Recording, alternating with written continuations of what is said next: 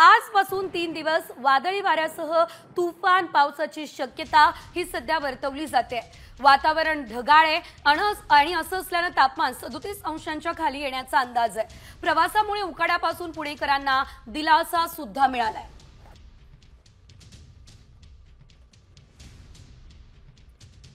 एकंदरीत आपण जर बघितलं तर सध्या तापमान वाढलेलं दिसतंय, मात्र त्यात पुण्यात अवकाळीचा इशारा देण्यात आलेला आहे।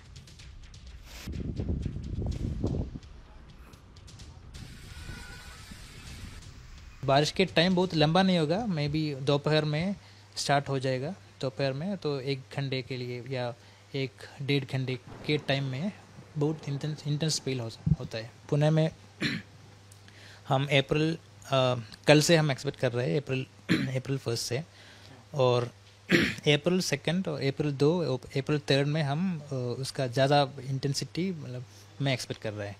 और पुणे के अलावा जो नियर बाई जो मराठवाड़ा विदर्भ ये एरिया में भी हम एक्सपेक्ट कर रहे हैं। अवकाळी पावसासह गारपिटीचा इशारा आता देण्यात आलेला आहे। पुढचे 5 दिवस ढगाळ वातावरण राहणार आहे। रत्नागिरी, रायगड या जिल्ह्यांमध्ये गडगडाटासह पावसाचा अंदाज सध्या तरी वर्तवला जात असल्याचं एकंदरीत आपल्याला बघायला मिळतंय। याशिवाय जर आपण बघितलं तर जळगाव असेल, नाशिक असेल, अहिल्यानगर असेल, पुणे असेल, छत्रपती संभाजीनगर आणि जालना जिल्ह्यात आज गारपिटीचा अंदाज आहे। पुणे, सातारा, संभाजीनगर, जालन्यात उद्या गारपिटीची शक्यता आहे।